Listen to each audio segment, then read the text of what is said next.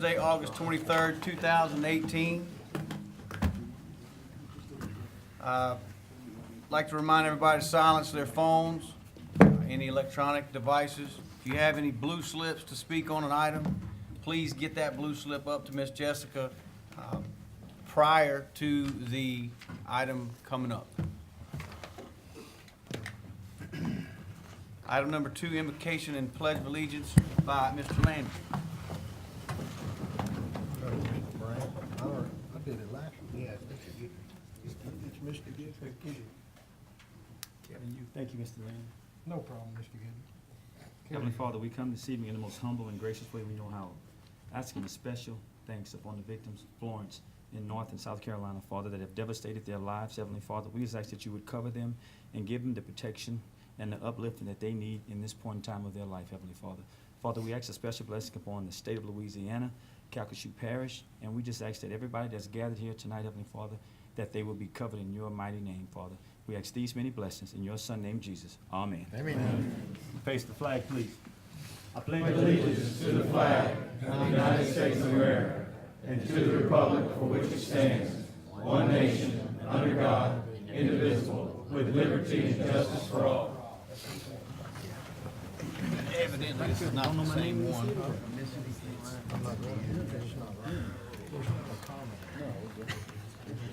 Chris turned it over to me quick.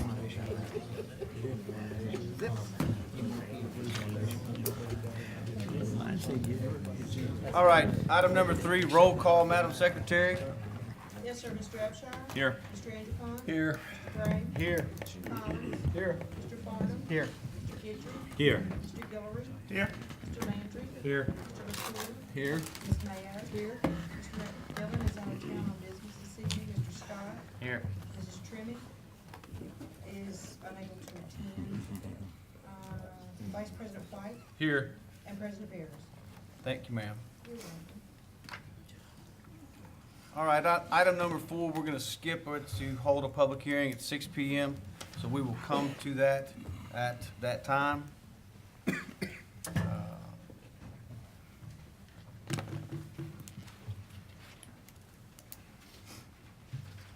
Item number 5, presentation of certificate of recognition to Mr. Richard McGuire, Director of E911 for the district's achievements of earning the Commission in Accreditation for Law Enforcement Agencies Gold Standards with Excellence Award.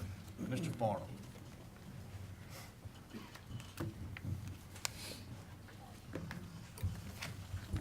Thank you, Mr. President. I'd like to take this moment to recognize our E911 department and the outstanding works that they do. They've been awarded the Gold Excellence Award, the Gold Standards of Excellence for commissioning of the accreditation of law enforcement agencies. And you guys do a tremendous service for this parish in a lot of ways that nobody ever sees. You fly under the radar 24/7, but you're always there when the public needs you. So, well, hats off to what you're doing. So I'd like to present this certificate of recognition. Didn't want to pull a Kevin there. Presented by the Calcasieu Parish Police Jury on this day, the 20th day of September 2018, Mr. Richard McGuire, Director of Calcasieu Parish Public Safety and Communications District, the E911, in honor of recognition of the district's achievement of earnings, the Commission of Accreditation for Law Enforcement Agencies Gold Standards with Excellence Award. We're proud of you and your entire staff, and congratulations. Thank you very much.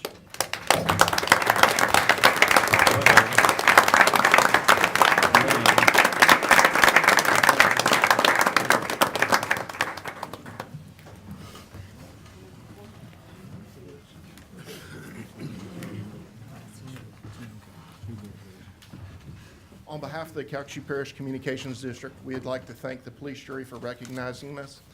And I'd be remiss without recognizing Ms. Julie Perry, who's our accreditations manager, and recognizing our whole staff. To be able to do this takes participation from everybody from our frontline telecommunicator all the way up to our board. And believe it or not, the police jury was a big part of this.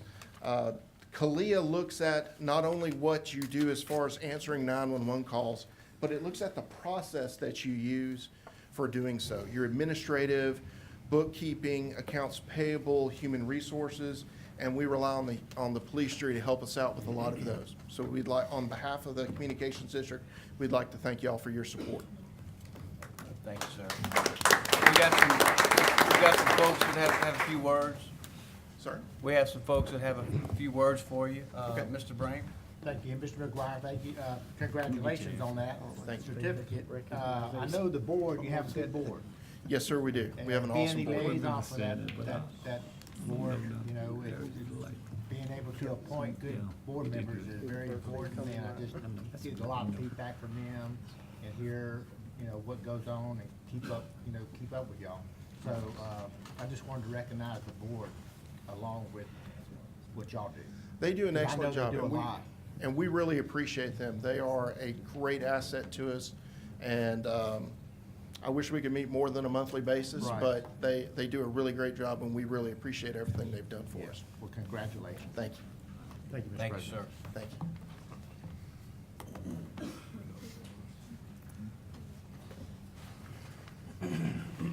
All right. Item number 6, take appropriate action on applications for liquor and beer permits. Mr. Crane. Mr. President, we have one application before you tonight and recommend it be approved. So moved. Second. We got a motion to approve by Mr. Farnum and a second by Mr. Abshire. Any discussion? Any objection? Motion carries. Item 7, consideration of approving payment of all current invoices and advise regarding monthly budget to actual comparisons. Got a motion by Mr. Andrepont and a second by Mr. White. Any discussion? Any objection? Item carries. Item 8, consideration of approving the minutes of the regular meeting of the police jury dated August 23rd, 2018. I've got a motion by Mr. Guillory, second by Mr. Gidry. Any discussion? Any objection? Item carries. Item 9, take appropriate action on a request by Gazino Land LLC to rezone from agricultural to recreational vehicle park to allow a recreational vehicle park in the 7500 block of Highway 27 South in Ward 4. The Planning and Zoning Board met on Tuesday, September 18, 2018, and voted unanimously to recommend that the request be granted with conditions. Okay, so I have a motion to uphold by Mr. Landry and a second by Mr. Brame. We have discussion. Mr. President, how many speakers do we have on this item? It appears to be two. Two against, sir. Right, but we're gonna get and the developer, is the developer here? Yeah. Okay. But I was gonna get Mr. Gadd to lay out the parameters for discussion. If the applicant wants to come up, we'll give the applicant a grand total of 10 minutes, which will include rebuttal time. If we have two in opposition, I would recommend 3 minutes each. Okay, 3 minutes each, okay. Could we have the applicant, please?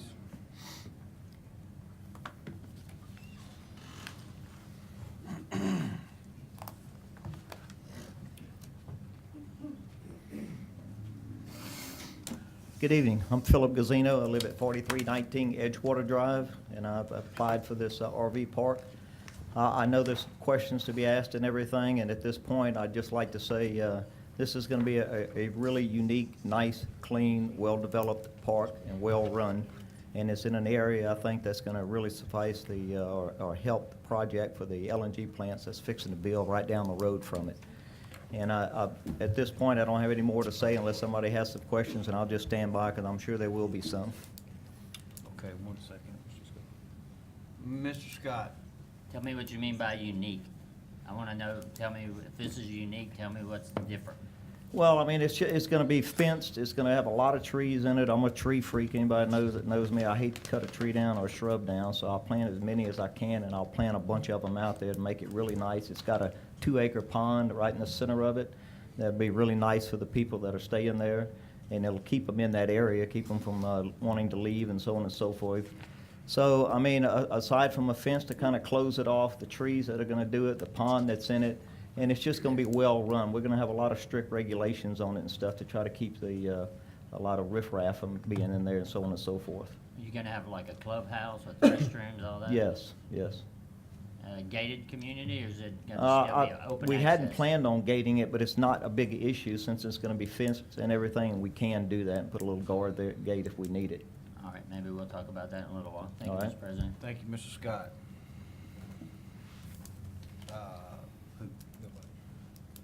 Okay, so, thank you, sir. May want to sit close here. Okay, in opposition, Mr. Russell Simmons. Just, please state your name and address for the record. There's supposed to be more than 2 cards speaking against. Did you recheck that? Okay, okay, item 9 up here. All right. Okay. My name is Russell Simmons. I'm probably the only residential building that borders the property of the proposed RV site. 1 second. Sure. Before you get started, if you have more cards, Mr. Gapp's His gonna time have needs to be, redo his yeah, calculation. his time needs to be redone. We have five speakers. Okay, Mr. President. With that, usually, Mr. President, with 5, we would allow 2 minutes per speaker. 2 minutes per speaker. Okay, good deal. All right, sorry, sir. Okay. Continue. I am as far as I know, the only residential property next to this proposed site. My property borders the back 2 acres of this proposed site. So obviously, I'm probably one of the most affected by this development. Of course, some of the primary concerns are the safety and the security of my property. We're talking about not necessarily permanent type people coming into the area. We're talking about transient workers.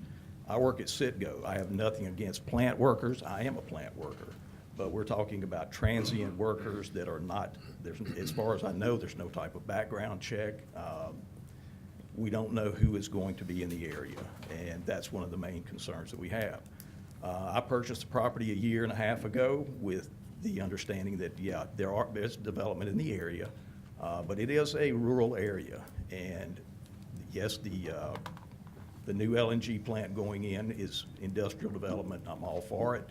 But we're talking about changing the atmosphere of the rural community and putting a very big complex in there. And I don't know what kind of security is going to be provided, what kind of hours the security would be available. So again, my main concern is what kind of people are going to be housed in these units next to my property, my family. And that's my main concern. Okay. Thank you for your time. Thank you, sir.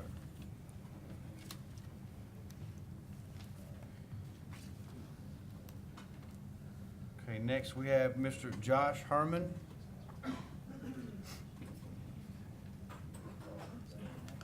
Please state your name and address for the record, sir. My name is Josh Herman. I live at 711 Burton Shipyard Road, Sulphur, Louisiana. I'm not far from it, and like most of the people that live down Burton Shipyard Road, I will be relocating. But home is always home, and I have family and friends all over that area that will continue to be there long after this construction happens. And hopefully not this RV park, but if this RV park does have to happen, a few restrictions. I mean, we would like to see in the community. He's told me that he planned to use rock instead of paved roads. I feel that's an eyesore to the community to see that every day. I don't know how y'all feel about seeing that on y'all's drive home. It's really not nice. The local school impact, would it be families moving in as well, or is it just construction workers? I'd like to see just construction workers to keep the impact low on our schools. We already have a flooded school system. Buses are having trouble keeping up with all the kids, getting them to and from school. Some kids are gone 11 hours out of the day. That leaves no time to be a kid. Mainly, that's about all my concerns. Thank you, sir. All right, next, Mr. Brent Hoffpower. Name and address, sir, for the record. Brent Hoffpower, 1831 North Weatherby. I am a property owner within walking distance of this development. Not that I'd want to walk down Highway 27 right now, but close, right? So, as a resident of Carlisle, I remember standing up here a few years ago when we were talking about the man camp in Carlisle that was developed at the Carlisle Airport, right? First Flight Holdings came in, did a presentation, and I was one of the folks that was loudly against the man camp.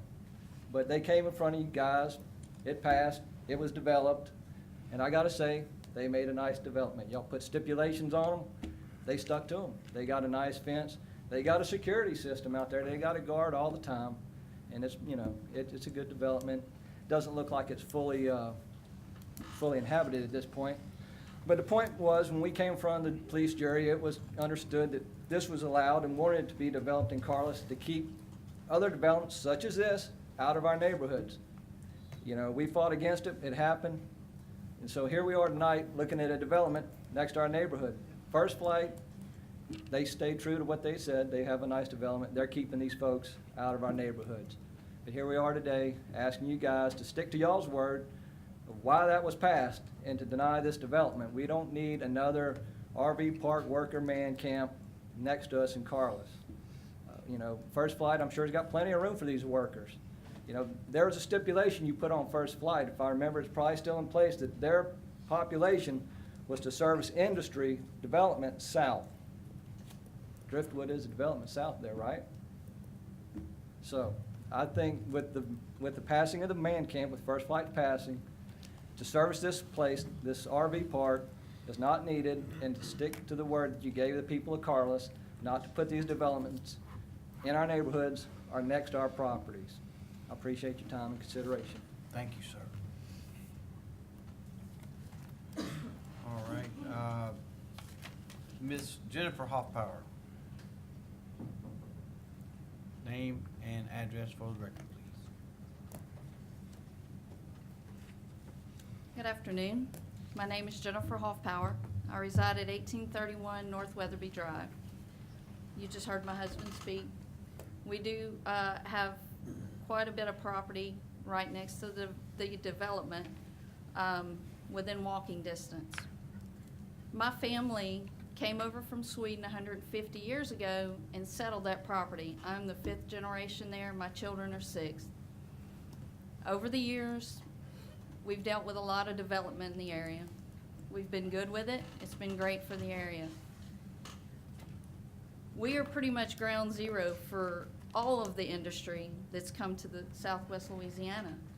All of the LNG plants are built right with us, and so we're dealing with the traffic, we're dealing with all of the issues, and I think we've, you know, dealt with a lot, and I think we've been pretty supportive and understanding to the community and the growth. This coming into basically on top of us is kind of pushing us a little too far. I mean, we have really allowed a lot. We can't even get out of our driveways right now. I mean, you know, we sit at the end of our driveways for 15 or 20 minutes just to get a break because of all the traffic coming down Highway 27. I'm sure many of y'all have gone down there and seen it. It's unbelievable. And we're good with it, you know? It's brought growth to the area, and we understand. But this is not needed. This development is not needed right there. You can look at the aerial. Mr. Gazzino says there's a 2-acre pond. There is a 2-acre pond. There's also a cut that goes up into that. It's part of Shoe Peak Bayou. I've lived there for 41 years. I know what happens to Shoe Peak Bayou every year. In the summertime, a good south wind, it floods. That property floods. I see it every single year. What are we gonna do with 178 trailers when spring floods come, when hurricanes come? There's no way to get that out, no way. So I'm just really asking you, please, please consider and help us out. I think we've, you know, been kind to y'all. We appreciate what you do. We appreciate the growth in the area, but please think about us and deny this. Thank y'all. Thank you. Okay, next is Mimi Espinosa.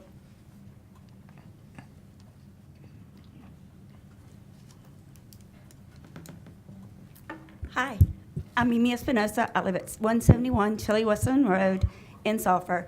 I live a quarter of a mile from the proposed site as well. We own property on 3 of the roads that are right next to this proposed site.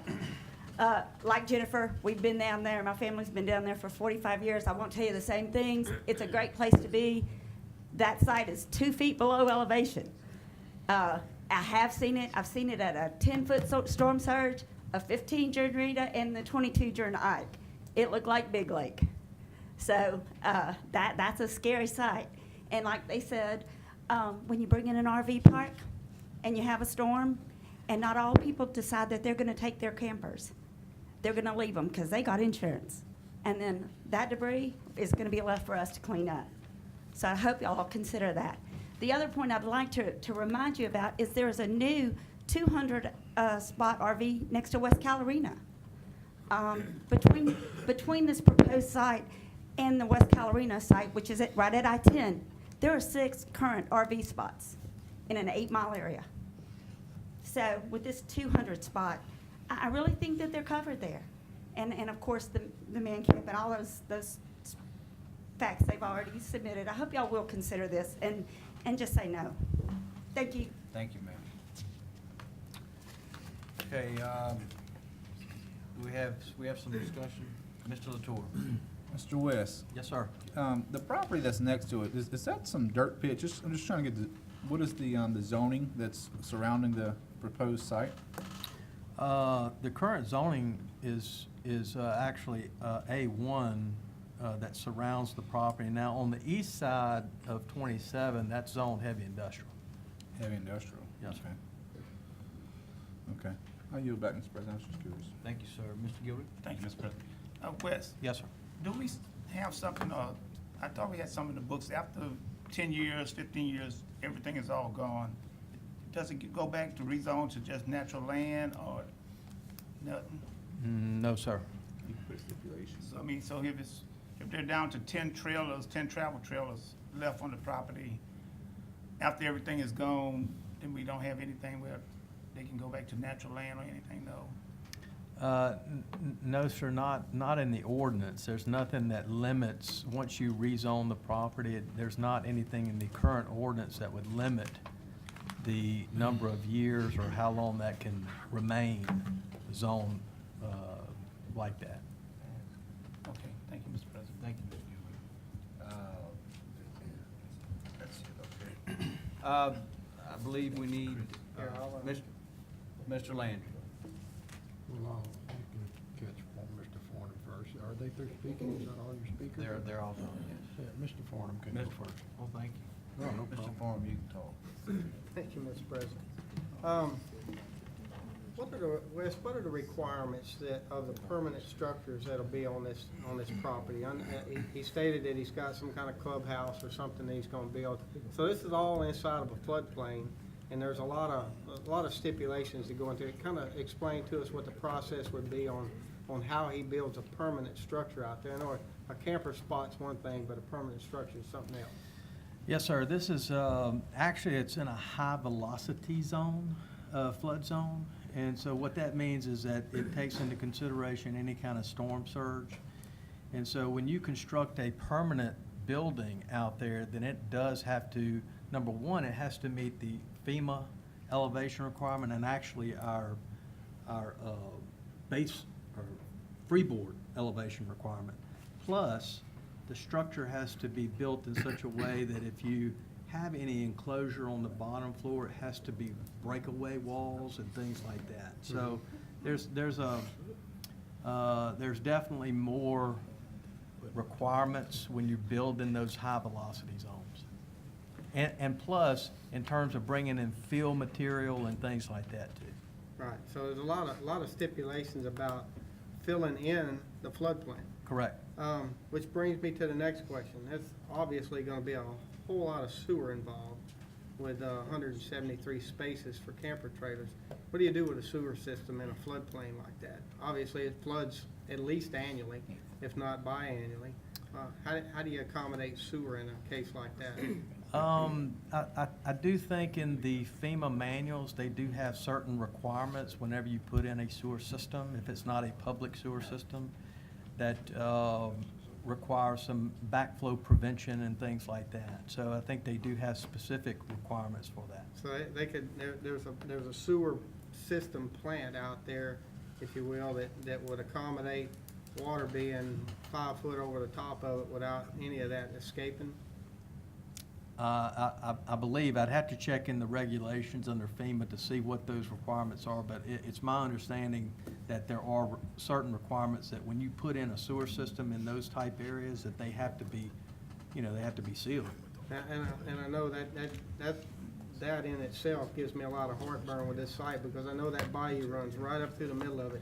I'm not sure how it'll ever get access to the other side of the bayou cut on the second space. It's kind of split into two pieces. Right. So, what kind of fencing do they have on their site plan? Let's see. You talk like it's gonna be fenced 360 degrees. Now, on the site plan that they submitted, it does not indicate any type of fencing. I'll call the applicant Okay, back up. I was going to say, we could have Mr. Gazino up here if he can. He's all poised to answer some questions, so we'll give him one. So, what type of fence do you plan on putting on this site? The white poly fence like they used off of Elliswood Drive and off of Swisco in Sulphur. I don't know if you're familiar with that fencing or not, but that style fencing, but it will not go on the back side of it. It'll be along the front and partial down the sides. And I'll hold that thought for just a minute. Okay. Wes, how does this fence comply with the wind regulations in that area? When you have high velocity zone, can you put up a solid fence? That's something that we allow. When you know, most likely, if we get a situation like that, it's gonna be somewhere up in Sulphur by the time you find it all. Right. That's a good question, Mr. Forum, and that's probably something that we would, as part of the review, we would look at to see what the requirements are under the FEMA guidelines for fencing or anything like that. So it in may that or may type of- not be a possibility to even do that type of. To Or that- it may that have, style. it may have to be designed a certain way. A Right. different style. Right. Okay. Along those lines of the permanent structure that you plan on being on the site, how big a building is this? I think initially what we had planned is about, I think it was around 2,000 square feet or maybe a little less than that, and it'll be on pylons. It'll be raised with a nice walkway coming up the road, kind of like Shoe Pig did, but they did theirs out of dirt, but this will be on pylons, so you'll have you won't have the water issue with the high Yeah. speed. You and I had a conversation on the phone about the number of spaces that exist in this site, and, somewhere along the line, the sheer number of residents out there is what gives a lot of people heartburn. Is there a way to dial this back some and maybe come in a couple of different phases where you put a few in the front? We have it proposed in 2 phases, phase 1 and phase 2, and I think phase 1 was, 89 or 91 spots, something like that. I think it said 81 on the site. Yeah, 81 spots on phase 1, and then I think 89 on phase 2. But the zoning's all gonna be done at one time. Correct. It's just a matter of whether you build the second phase or not. That's correct. So would it be something that you would possibly come back at a second time and say things aren't working out real good? As need dictate, then we would build the second part. If it doesn't, then it would never happen. So is there any showstopper in place that says, okay, well, this thing isn't going like anybody planned? Can the second phase of this thing be halted at any point, or once the zoning passes tonight, he's free to go? Is there any place in time where you can say, no, we're not going any further? Well, once you rezone the property, the whole tract of land, it's allowed to go forward, Okay. whether it's a first phase or second phase. And the next question I have is for Sam. It was brought to our attention that an RV park not far from that location has a stipulation that I think the RV park put on their residents that if a storm, if any kind of an emergency situation comes up that requires evacuation, mandatory evacuation, that all of the residents have to leave. They have to drag their trailer with them. They can't leave anything on the grounds. Is that something that we could stipulate? You can, to answer your question, you can put stipulations on the rezoning. I mean, because like they say, you know, they just, well, I wasn't there, I can't bring it, and we end up with a big old pile of stuff out there, or somebody else ends up with their pile of stuff on their property, and they have to clean it up. And we've seen that many times, that it may not be your trash that you end up cleaning up.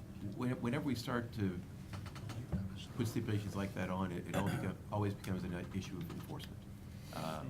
I'm just asking from a legal Okay. aspect, is I that gotta- something that could be done? I do have to interject right here. We do have to go back to item number 4, at 6 Okay. o'clock. Well, So hold that thought. We'll hold that thought. All right. Item number 4, hold a public hearing at 6 PM.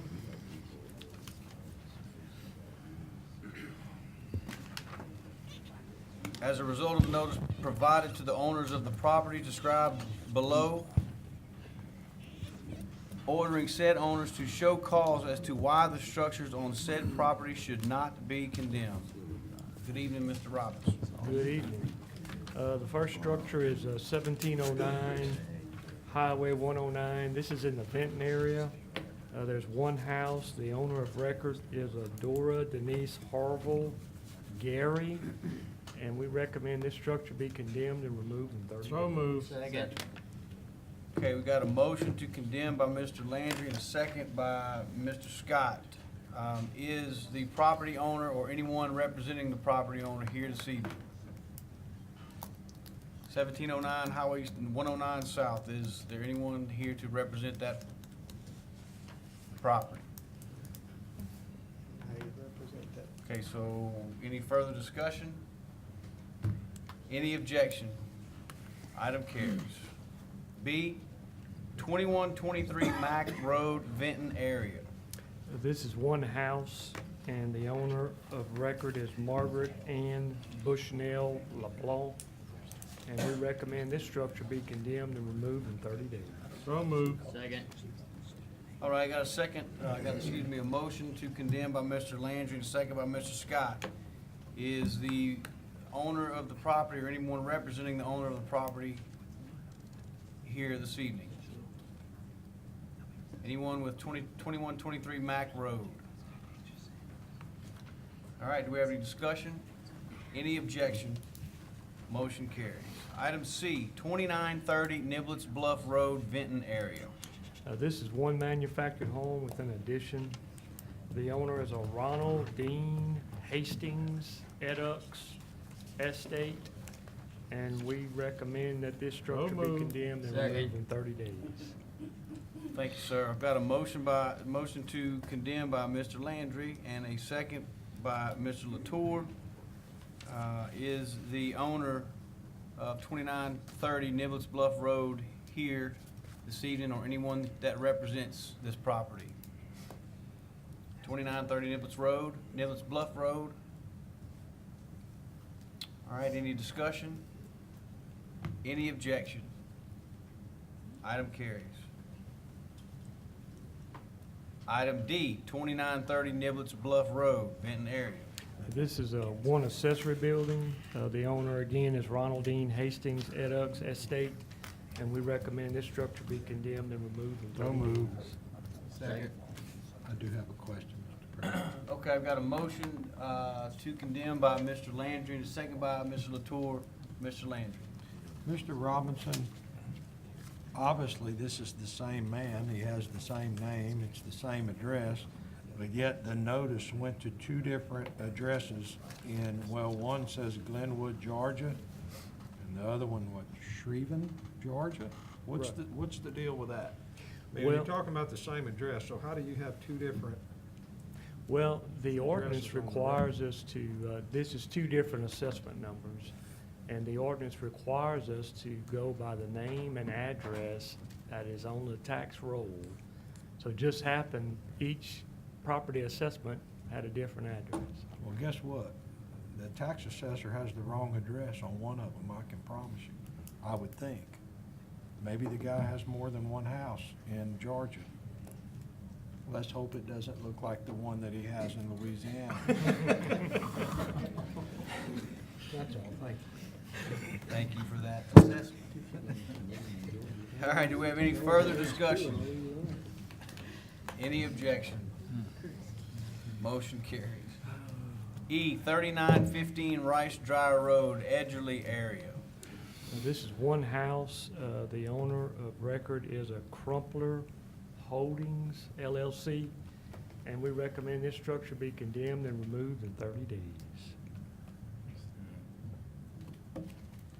So moved.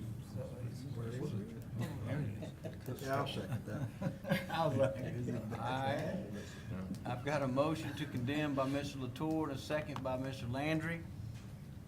Is the property owner for 3915 Rice Dry Road here? Anyone representing the property owner? 3915 Rice Dry Road. All right, I've got, any discussion? Any objection? Motion carries. Item F, 1939 Highway 109 South, Vinton area. This is one house. The owner is a Julia Odom Wright et al., and we recommend this structure be condemned and removed in 30 days. So moved. Second.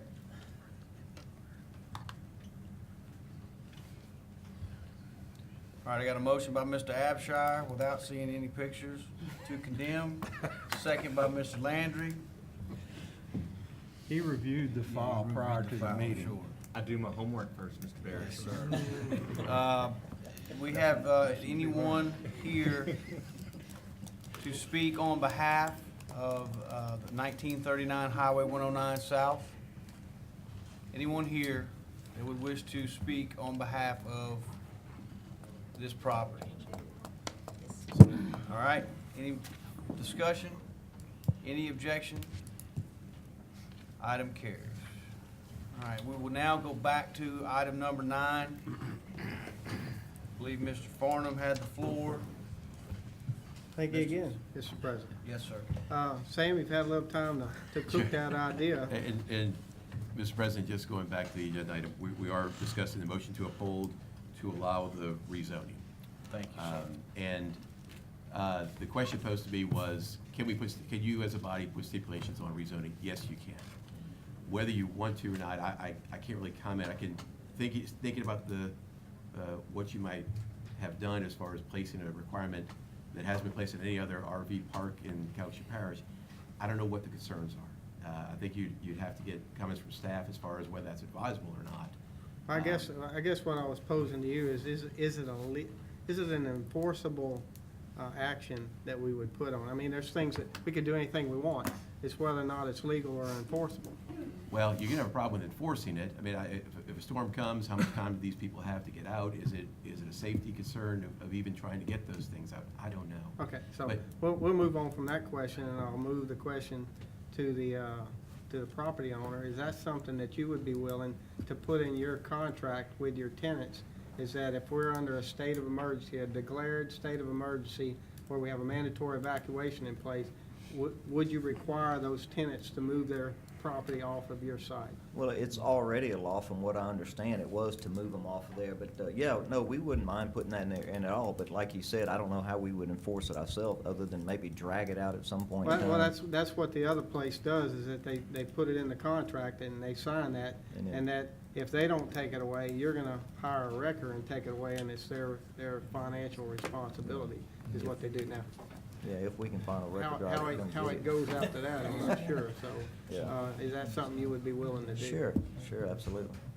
Is there a way you'd consider decreasing the number of these at this time to only the 81 sites on the front? Well, I mean, the problem with that is if this thing goes over as well as we think it will with driftwood, and then how do we come back and try to add the original number back to it without having a major problem and everything?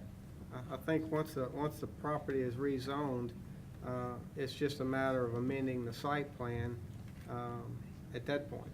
You have to come back and resubmit your site plan to add to it. Is that correct, Wes?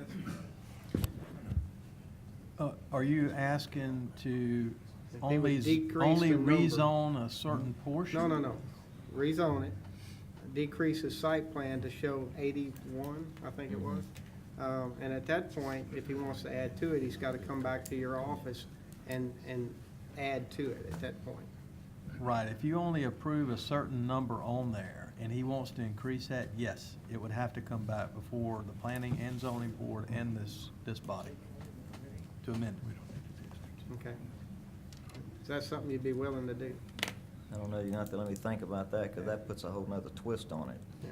I mean, the whole thing is, we're planning, we have proposed A and B, is second one would not happen unless it was absolutely needed. And if it was needed, then we would want it there, and we wouldn't have to come back and possibly get denied on a rezoning when we're already asking for it now.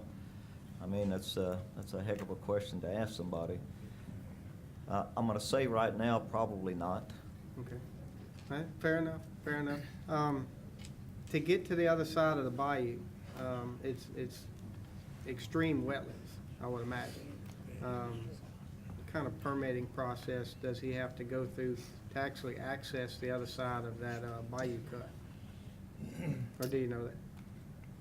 Well, I don't know all the permittings, but if it's wetland, he's gonna have to probably get a court permit to do, to go across there, put something in there. Yeah.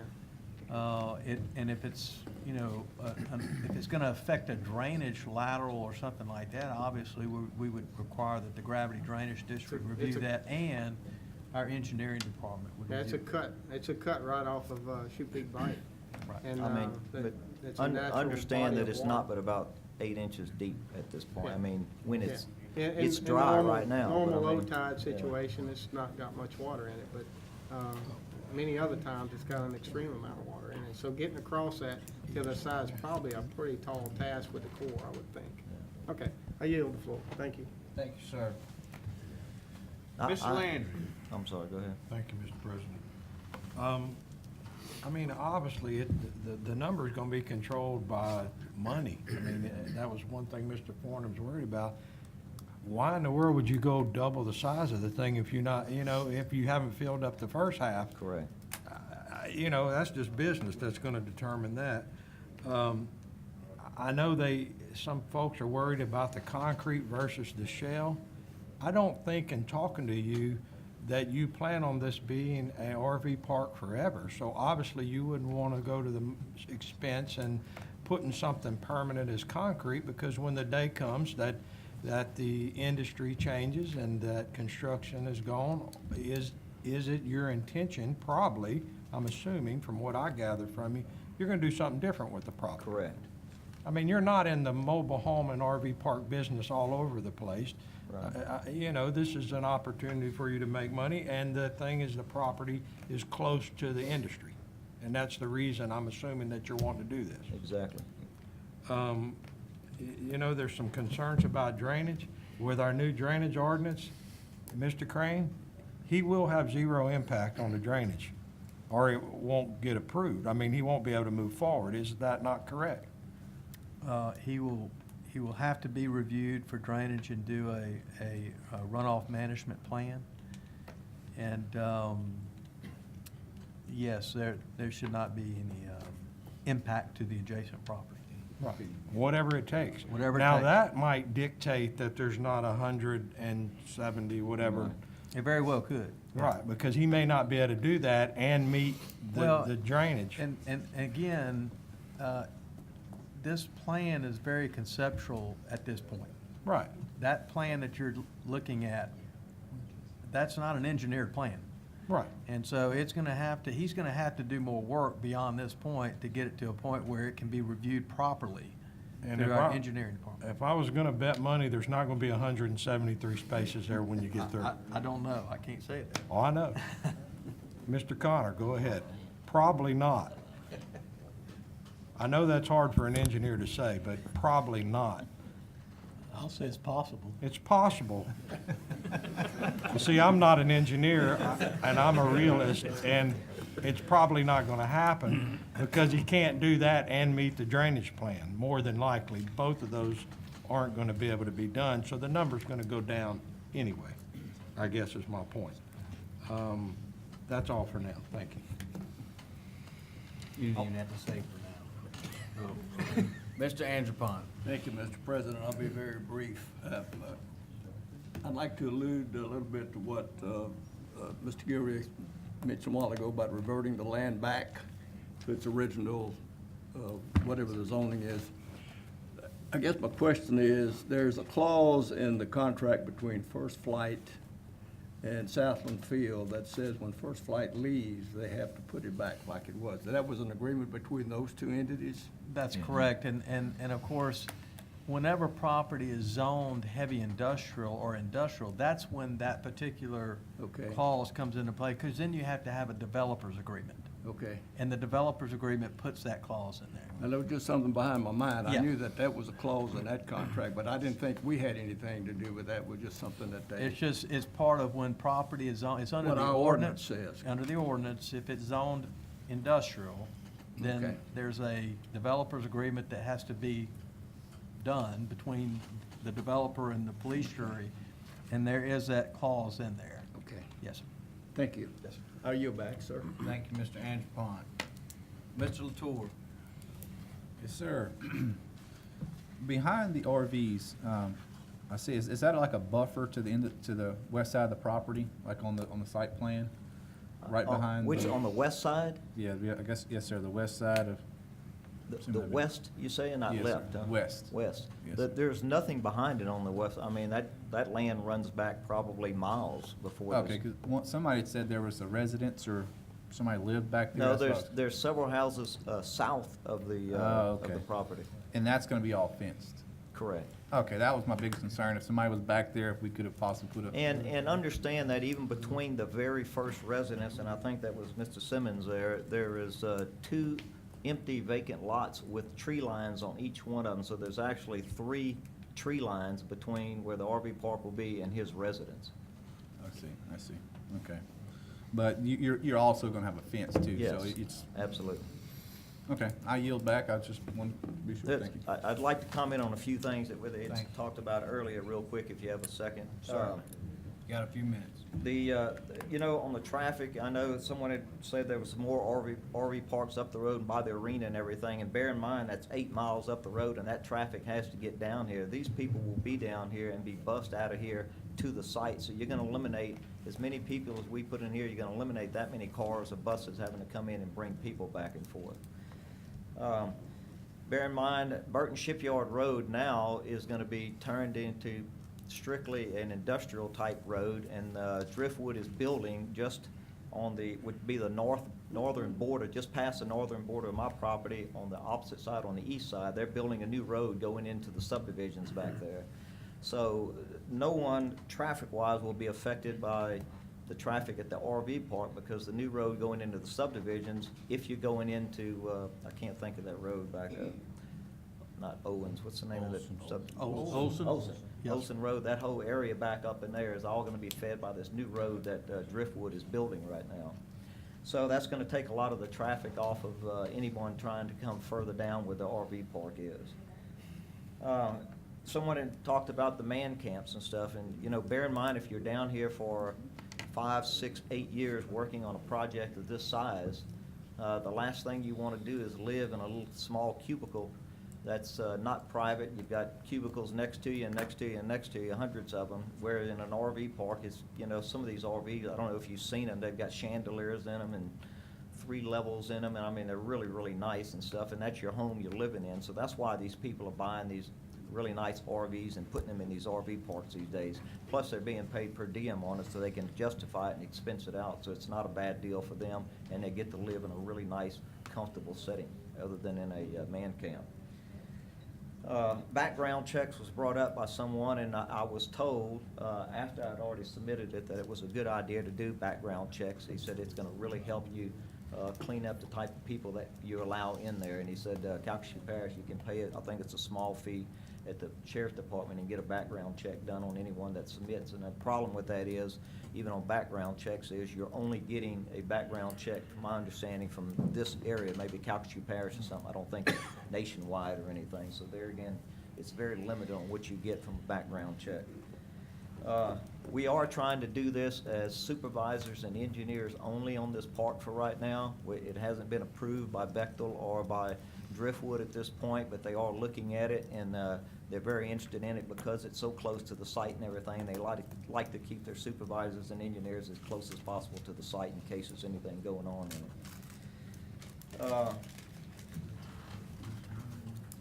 The sewer plant, y'all were asking about it. The sewer plants now for these RV parks are huge concrete plants, and they're all above ground.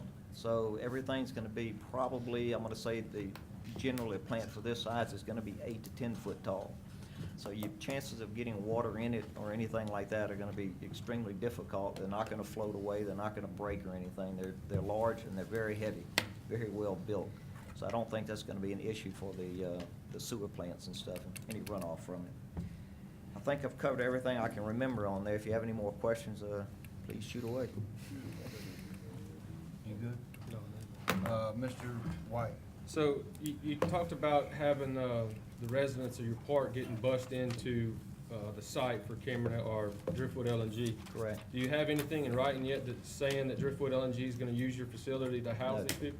No, their policy is they will not commit on anything until they get started out here. Since they don't have permitting yet, they're not gonna commit to anybody on anything. So basically, it's a hope and dream that they do use you if you do get the park. Well, yes, that's true. I mean, we've already sold them a lot of the properties and helped them out with a bunch of other things for it, so we're in contact with all of the right people in both plants right now, in the Bechtel Group and in the Driftwood facility. And they really like the location and the spot and everything, so they're really hoping this does go through. It definitely makes sense for the traffic and all Yes. that, but I yield back. Thank you, sir. Any further discussion? Mr. Scott?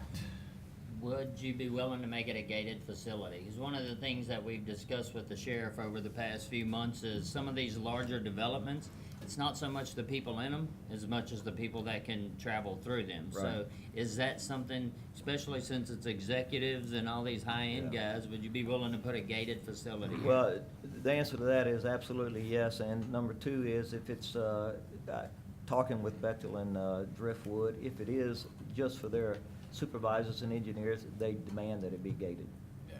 Since you brought that back up, so are you gonna wait to develop till Driftwood tells you to, or are you gonna develop and start taking people, because they got a lot of other workers down that area? Right. So tell me that plan. Well, phase one, I'm planning on trying to move through with it, and because, number one, it takes a good while to build one of these parks. The Driftwood Bechtel facility is supposed to start about this time or a little bit before this time by next year. And of course, going through the winter months and then into the spring and stuff, trying to get this thing built. So we're gonna get the majority of it up by the time they get started is our plan. So are you gonna hold everybody out of it in hopes that you only, or are you gonna start renting? I mean, No, business is renting, so. I No, mean- we're gonna wait and see what's going on first. We're gonna try to get it built. The first phase is gonna be a little bit more costly than the second phase, so we're trying to wait until we get an answer from these guys. And I think by then, I think by February, we'll have an answer from Bechtel and Driftwood on what's going on, because they're waiting on their FERC permit, and February is the deadline for it. All right. I would like to add that as a stipulation that it must be gated regardless if it's Driftwood or not. I don't want it to go by a Driftwood decision. So my recommendation, my motion, if there would be a second, is to make sure that this is a gated facility. So we have a motion To to add add it as stipulation. It's a motion to amend the main motion to require gated access in a form to be approved by the Director of Entrances and Exits. Fair enough? Correct. You have a motion and a second, so you must take action on the amendment before you take action on the main motion. Okay, thank you. And the second was by Mr. Farnum. So, finished with discussion on that, so, thank you, Mr. Scott. So let's, take action on, we got the motion, say again? To uphold, no, Motion excuse to me. amend, the amended. The amendment first. Amendment to the main motion. So, motion to amend the main motion with a gated, with a gate was, made by Mr. Scott and seconded by Mr. Farnum. Any discussion? Any objection? That amendment carries. And next, Any further discussion on the main motion? any further discussion on the main motion? Mr. Roll Scott. call.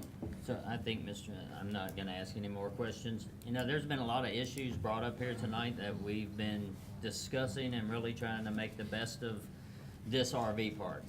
Well, for several months now, I've really been toiling back and forth with what are we really doing to this parish in the future? And I know right now it's easy to say, well, we're gonna be full of workers and we're just good workers but I drive around and I've been paying attention for the past few months at what's really in some of these RV parks. And a lot of these aren't RV parks that are just workers in them.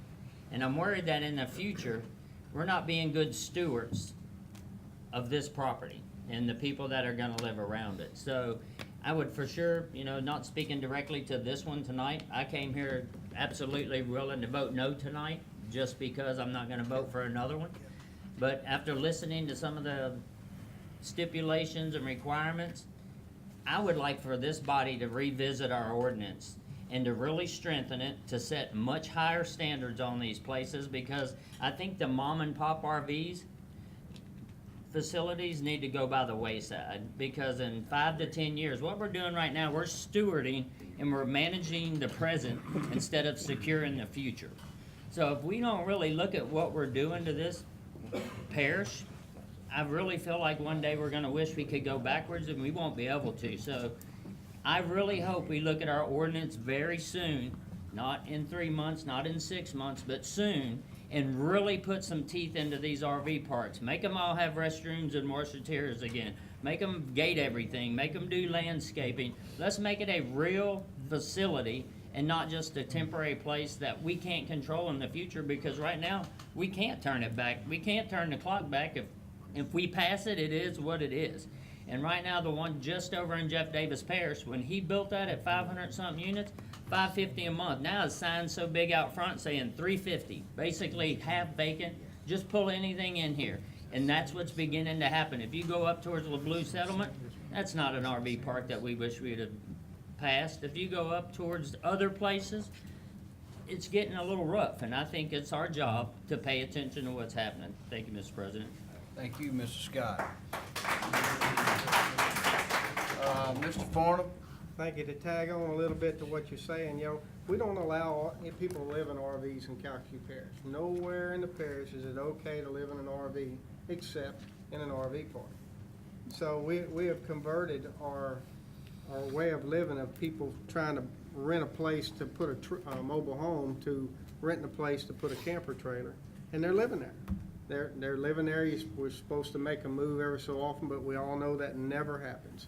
And so, like Dennis said, you drive around, and this is becoming a new standard of where people choose to live, because you can go buy a camper for $4,000 or $5,000 and drag it around and put it in the first spot you can get, and it's becoming a new norm of where you live in Calcasieu Parish.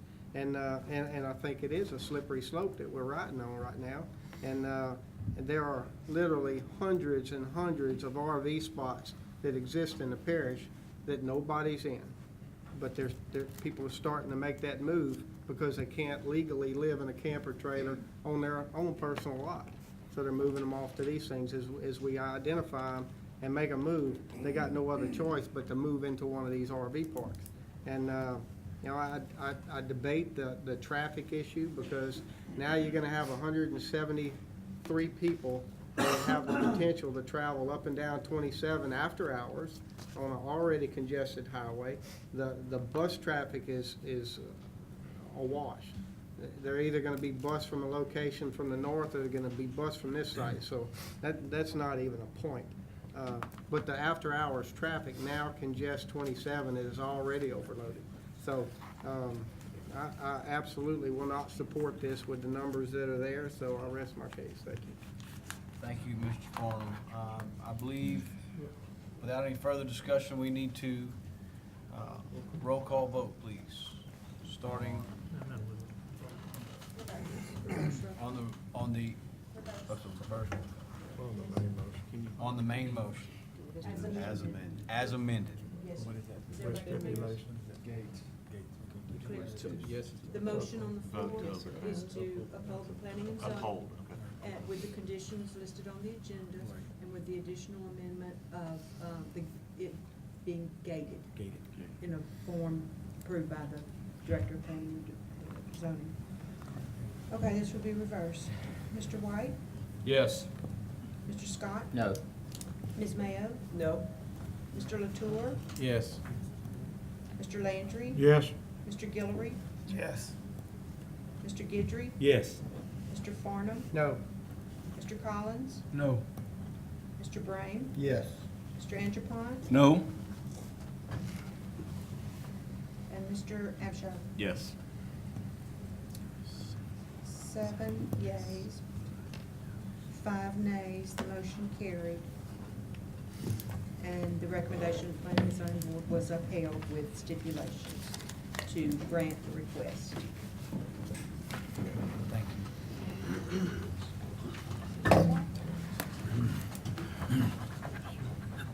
Item number 10.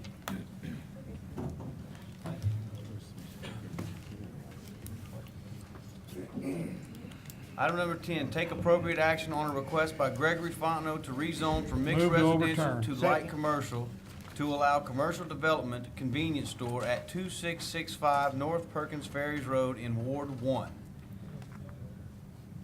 The Planning and Zoning Board met on Tuesday, September 18, 2018, and voted 4 for and 6 against to recommend that the request be denied. Mr. President. With stipulations, I did. With, Move to overturn with stipulations. okay, you got a motion to overturn with stipulations by Mr. Landry And I need to abstain from this. I vote. second.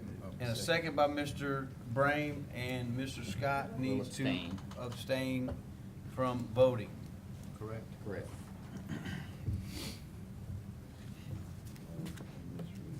wanna wait for everybody to get done with their business?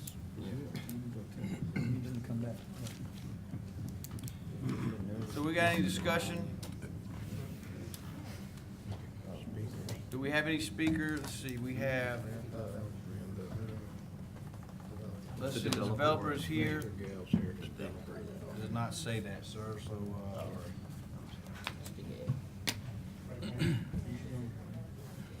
Mr. President, members of the jury, my name is Tom Gale. My address is 713 Kirby Street. hang on a second. I really wanna wait for everybody to come back. Good job. I mean, if we just, I mean, that's not doing him or the people that are against this any, if nobody's sitting here listening to this. Mr. President, would you like to Let's take, just wait for a second. would you like to take a 2-minute recess? Let's take 2 minutes, please.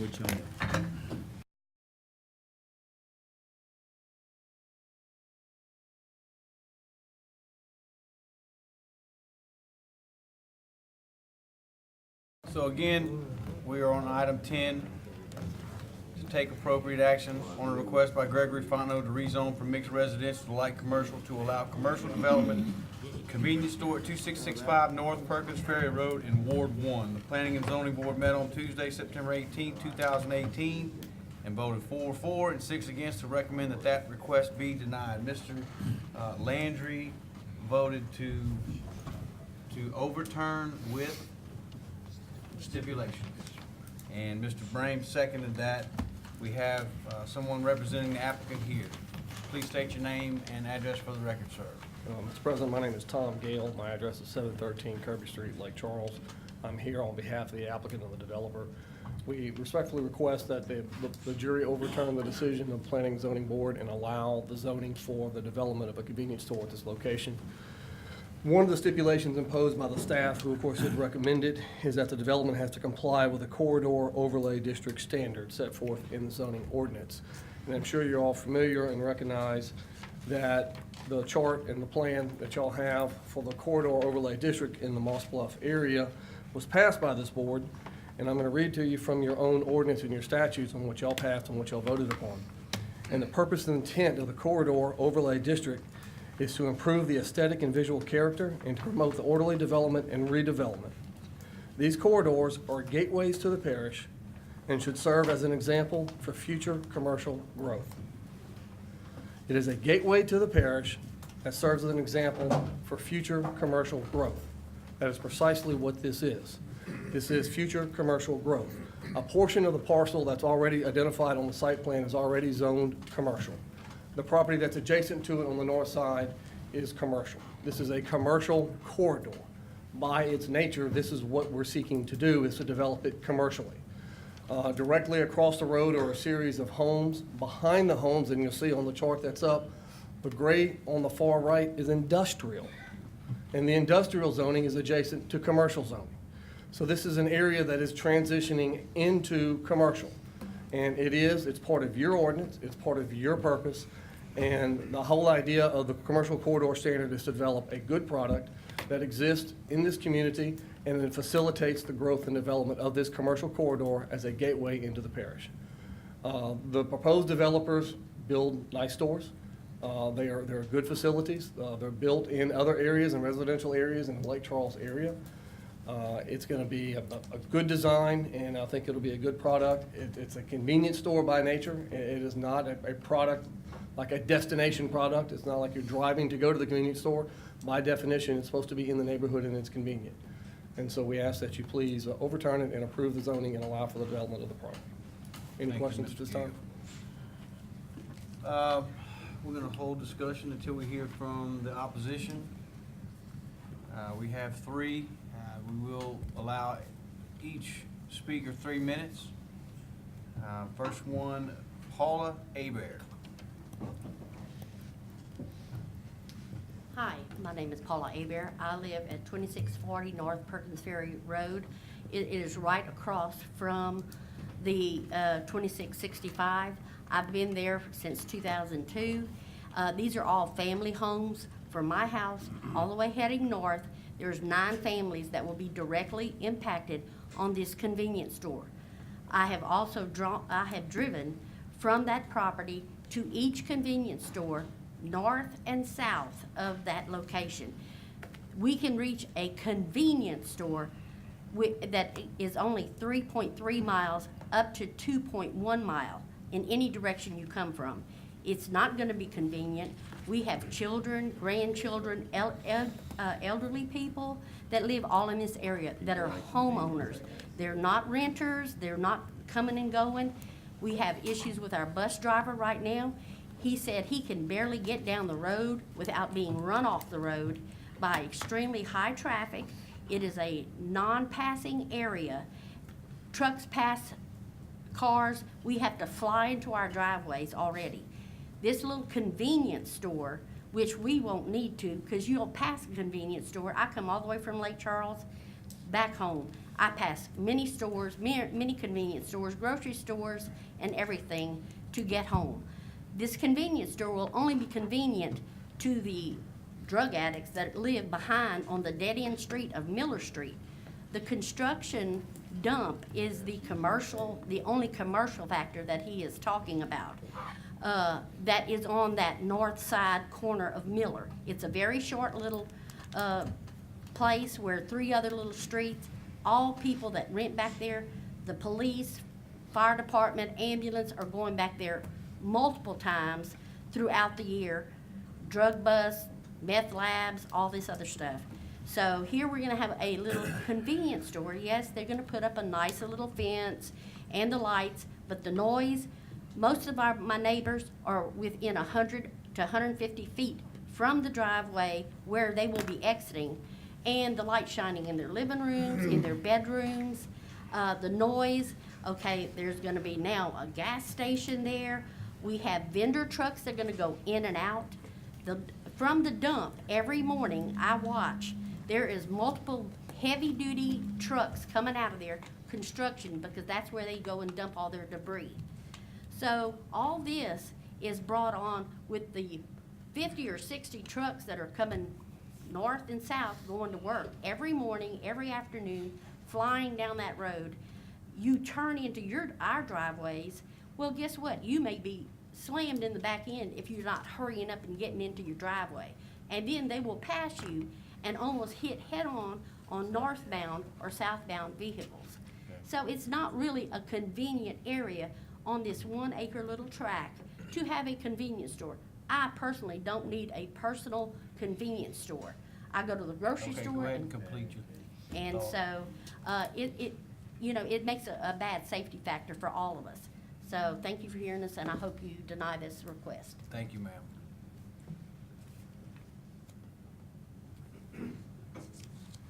Okay, next,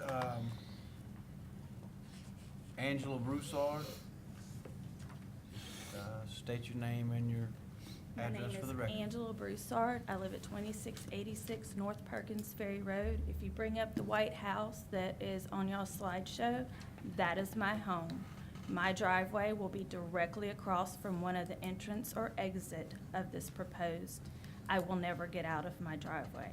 I have a hard time now getting out of my driveway in the morning going to work. Also, I want to state a fact that I spoke with Mrs. Trimmy today, and she told me that she's been out of town because of other business, work business, and that she had gotten a message to the board that she wanted a motion put to uphold the Planning Commission's decision from Tuesday night, but I've noticed that it has not been brought into record, and I would like that to be known that she was unable to be here, but I know that she got word to Mr. White that her wishes for that was to be upheld. But also, the attorney, Mr. Gale, said last Tuesday that fences make good neighbors. That's okay for Tommy and Angie. They're on the side, they can put a fence. He cannot put a fence along the front of his business, which is where most of us live. And as for the industry, the commercial property behind him, it is mobile homes where people live. And then the gray area, if you can bring it back up, if somebody will, that he said was also industrial. It is a family that lives back there behind us and owns that entire piece of property. There is no industry back there. It is a family with children, and that is their home and their property. There is not industry there. It may be zoned as industry, but it is not industrial. And I would really respectfully beg of y'all to please uphold the Planning Commissions and deny him putting a convenience store across the street from our homes. Thank you, ma'am.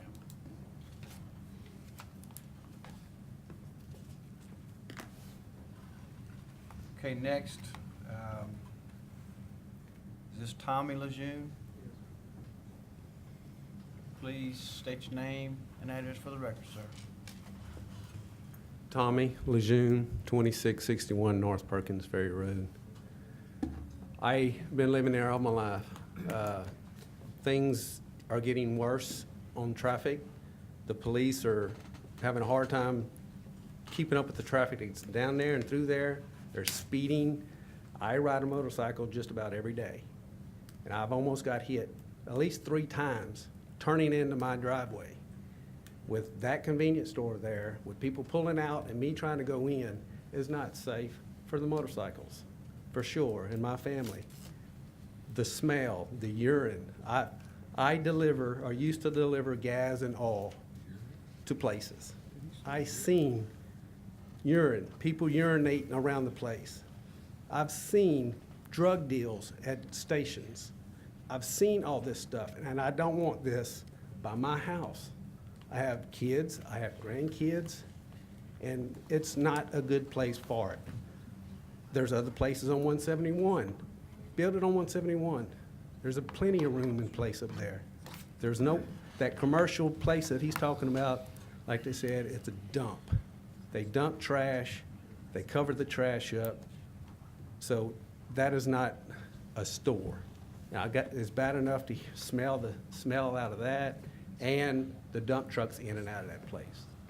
So I highly suggest or hope and pray that y'all deny this. Thank y'all very much. Thank you, sir. Okay, we have some discussion. Mr. President, you want to have the rebuttal first? We, and then- okay, Just suggestion. Mr. Gale, would you like to? Are there any specific questions you'd like addressed? I don't think so. Not towards you. Okay. We don't have anything at this moment. Okay. Answer anything. Just wanted to give you an opportunity for rebuttal, but if you don't, then, okay, so I do have some discussion. Mr. Latour. Mr. West. Yes, sir. I was just curious, that seems like a very small block to be commercial. Is there any backstory to that?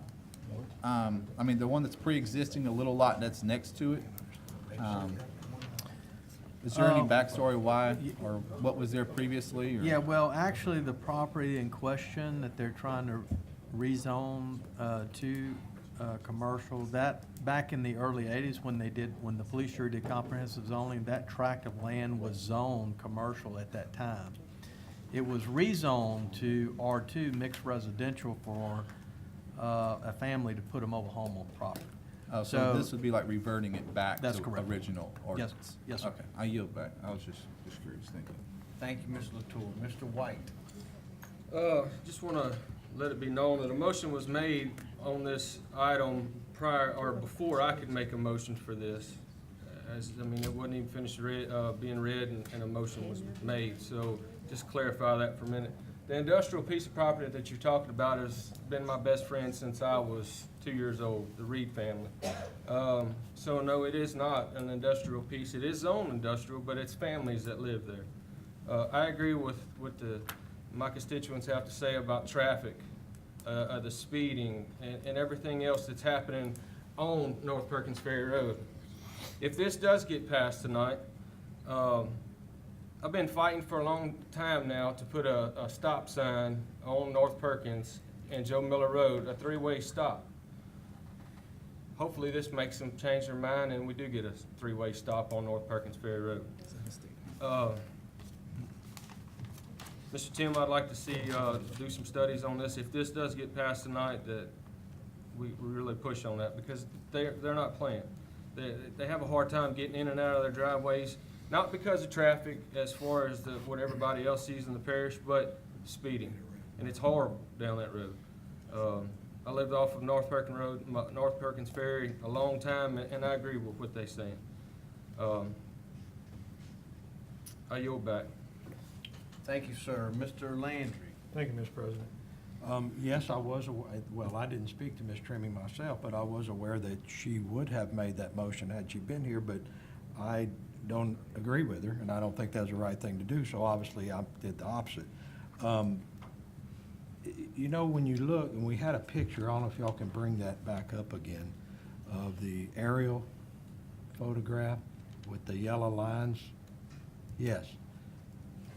So right there on the corner, Mr. Crane, if I'm correct, if you just to the top of the box, the same fella owns that piece of property. Yes, sir. The little green strip on the corner, as well as the piece that's wanting to get rezoned. Yes, The sir. same person owns it. Yes, sir. And really, if you went out there and looked at it, it kind of all looks like the same piece of property.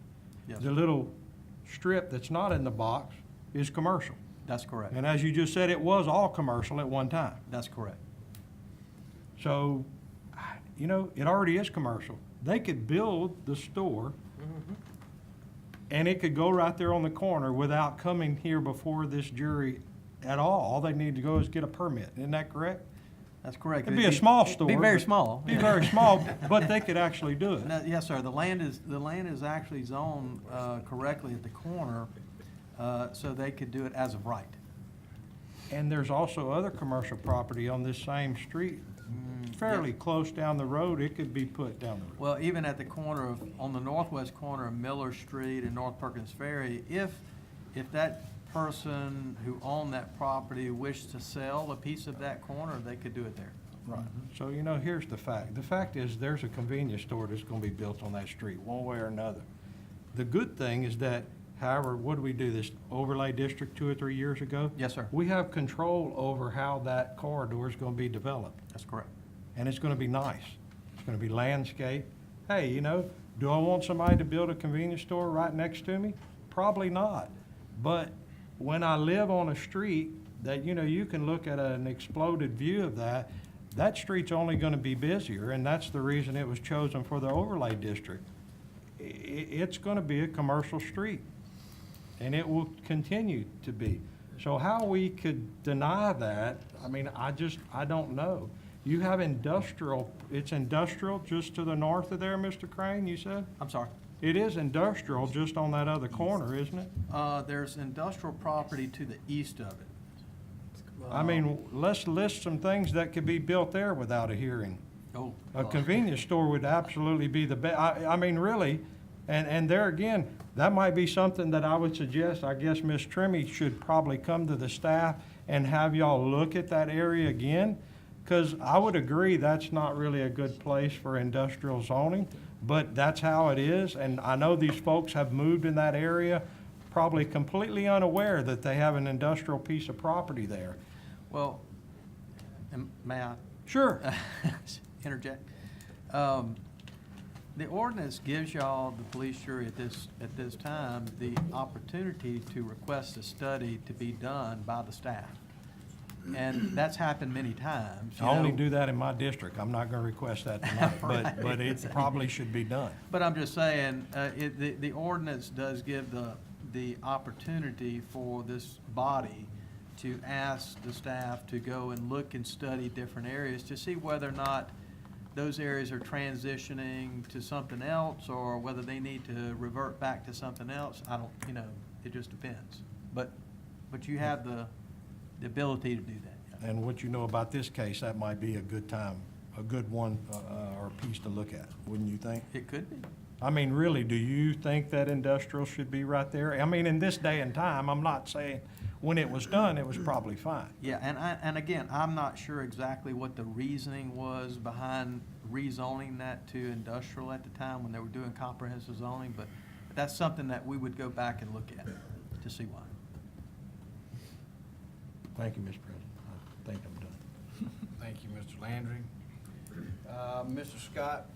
Only talking about North Perkins Ferry Road, Mr. Connor. Do we have any plans, are you beginning to study actually widening that road, turning lanes, roundabout at Joe Miller? And I mean, that seems to be one of the issues that is discussed here. So if we're gonna plan this corridor to be what we plan it to be, seems like that road is inadequate.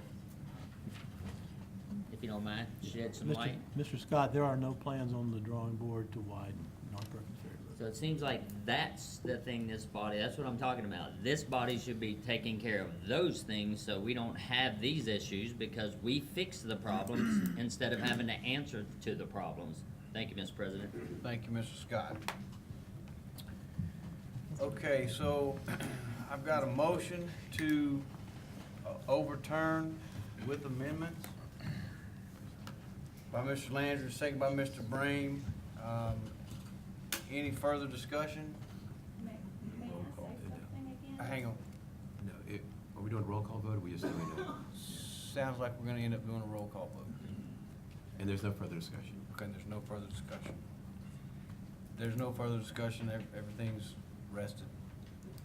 This time we will go to a roll call vote, and I believe it is forward with the ayes. Yes, sir. Mr. Abshire? Yes to overturn. Yes, to overturn. Mr. Angeloni? Yes. Mr. Brame? Yes. Mr. Collins? No. Mr. Farnum? Yes. Mr. Gidry? Yes. Mr. Guillory? Yes. Mr. Landry? Yes. Mr. Latour? Yes. Ms. Mayo? Yes. Mr. Scott? Abstain. Oh, that's right, sorry. Mr. White? No. Motion carried. The recommendation of planning and zoning board was overturned, and the request to rezone was granted with the conditions recommended by the staff. Thank you, Madam Secretary.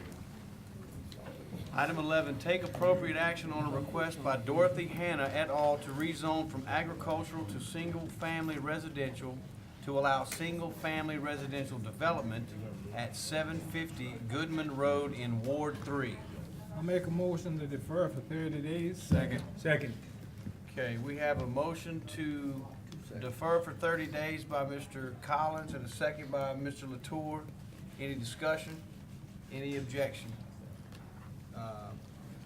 Folks, didn't know if you needed an appearance. Brent Hawkins on behalf of the applicant. Thank you very much. I'm sorry? I didn't know if you needed an appearance for the meeting or not. And so I'm Brent Hawkins on behalf of the applicant. Thank you very much. Thank you, sir. At this time, we'll see you in 30 days. How about that? Sounds great. Okay. So, any further discussion? Any objection? That item, the deferment carries. Item 12,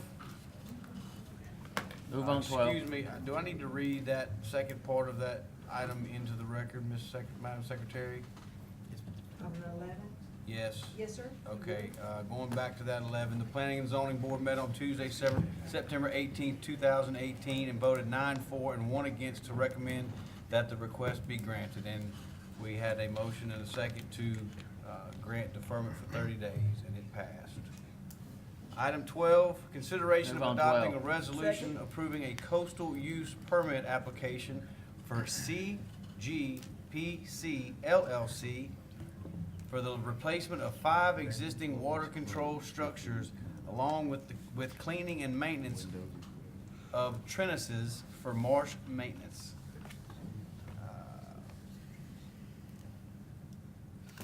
So moved. Got a motion Second. by Mr. Farnum, a second by Mr. Scott. Got a second by Mr. Guidry. Mr. Landry? I mean, I've never seen this before, so I would like an explanation. I'm sure it's great, but in like 20 words or less, can anybody tell me? Lori? Ms. Cormier. Ms. Cormier, excuse me. 20 words. Landry gave you 20 words. 20 words or less. Okay, it's an application for a coastal use permit for the CGPC LLC for the replacement of 5 existing water control structures, along with cleaning and maintenance of the trenaces, which are basically ditches, for replacement of the water control structures. That, and I was gonna see if we could get Mr. President to say Trinosis one more time. Read it into the record correctly, trenaces. So, Kind of rolls off the tongue. okay. I think that's good. I guess we've never done that before. No. I I'm said, I don't sorry? think we've ever done, I've never seen this on here before. It's coastal restoration project, basically, is what it is. Coastal Right. use permit. It's a coastal use permit, yes, sir. All right, thank you. Very good, thank you. All righty. We're all a bit wiser after this one. Any further discussion? Any objection? That item carries. 13, consideration of Move on adopting a 13. resolution approving the renewal of the cooperative endeavor agreement for the 2018-2019 Calcasieu Parish Local Coastal Program. We've got a motion by Mr. Scott and a second by Ms. Mayo. Any discussion? Any objection? Item carries. Item Move on 14, 14. consideration of adopting a Second. resolution supporting the Long Point Bayou Marsh creation for Phase 1 funding from the Coastal Wetland Planning, Protection, and Restoration Act Task Force. We've got a motion by Mr. Scott, second by Mr. Abshire. Any any discussion? Any objection? Item carries. 15, consideration of adopting a resolution in support of the Louisiana Second. Office of the Lieutenant Governor's request that the Louisiana Congressional Delegation introduce and support legislation to impose a 1 cent per pound fee on all is that 10 cent? Okay, excuse me. Should be 20. 10 cent per pound fee on all seafood imported into the United States. Got a motion by Mr. Andrepont and a second by Mr. Scott. Any discussion? Any development? Long night. Any discussion? Any objection? Item carries. 16, consideration of Move on adopting a 16. resolution. Second. Approving and adopting the revised Calcasieu Parish Taxing Authority's Industrial Tax Exemption Program. Got a motion by Mr. Abshire and a second by Mr. Collins. Any discussion? Any objection? Item carries. 17, consideration of adopting Second. resolutions for each of the following items as requested by the Human Services Department. Item A, approving the submittal of the Human Services Housing Program Annual Public Housing Agency Plan for fiscal year 2019. B, approving a cost reimbursement agreement for participation in the Supplemental Nutrition Assistance Program. C, approving a memorandum of understanding between the police jury and the city of Lake Charles relative to each entity's role for the administration of the SNAP and ENT program. I got a motion by Mr. Guillory and a second by Mr. Latour. On all bullets. Any discussion? Any objection? Item carries. 18, consideration of adopting a resolution approving a contract for architectural services So moved. for architectural design and planning services for the Burton Coliseum HVAC and generator replacement project. Got a motion by Mr. Scott and a second by Mr. Brame. Any discussion? Any objection? Item carries. 19, consideration Let's of move on 19, authorizing both Paris bullets. purchasing agent Second. to advertise for bids for the following: A, Magnolia Building Improvements Project, and B, portable small animal pens for use at the Burton Coliseum complex. I got a motion by Mr. Latour, a second by Mr. White. Any discussion? Any objection? Item carries. 20, consideration of 20. adopting Second. a resolution accepting Calcasieu Industrial Park Unit 2 subdivision located off Swisco Road in Ward 4. I've got a motion by Mr. Farnum and a second by Mr. Collins. Mr. Farnum, we have discussion. Thank you, Mr. President. I'd like to thank these developers for the quality of a park that they built. This was kind of a tennis ball, if you will, that got batted back and forth between the city of Sulphur and the parish because of a road. And it's a very good development. It's kind of the poster child of how you want to do an industrial park. Everything's clean, everything's done well. The developer worked with us very closely to screen the neighbors the way they preferred to be screened. I just can't thank them enough for how cooperative they've been in this whole endeavor, so thank y'all very much. Thank you. Thank you, Mr. Farnum. Any further discussion? Any objection? That item carries. Item 21, consideration of adopting a resolution of condolences to be forwarded to the family of the Move to late adopt. Mr. Second. Chad Thielen. Mr. Brame. Thank you, Mr. President. You know, most of us probably know Chad. I don't know, but I did. And, you know, Chad was very involved in the community. Morganfield, for one, I can think of, and just, he had his hands in so many things. I hope it just continues to go. He loved Southwest Louisiana. He loved the community, and it was important to him. I know that. I knew Chad on a business level. You know, we always had some dealings together. Just a good guy, good family man. He was a humble guy. You know, that's what I remember about Chad. And I just asked that y'all keep Jan, his wife, and his children in y'all's prayers. Thank you very much for supporting the resolution. Thank you, Mr. Brame. Mr. Farnum? Thank you. I knew Chad over the last 11 years and never knew him before I was on the jury, but I had a lot of dealings with him because he had a lot of property there in the southern end of my district. The whole Bell Savon subdivision was all built on Bell property. And, you know, he always tried to go that extra inch to give you what you needed. And, you know, it'd be real easy for large property owners to just sit on it because they don't need to do it. So they can be very selective on who they turn their property over to, and they've been very good stewards of that, I think, over time, to turn it loose to somebody that was gonna do something that was productive and good for the parish. So, I know this is very sudden. I just spoke with him on the phone about a week ago, and, when they told me about this, it just kind of blew me away, you know. He's a young guy, and, you know, it just came as a shock, complete shock. So my prayers go out to the family, and may he rest in peace. Thank you. Thank you, Mr. Farnum. Any further discussion? No objections? That Move to item adjourn. carries. Item Second. 22.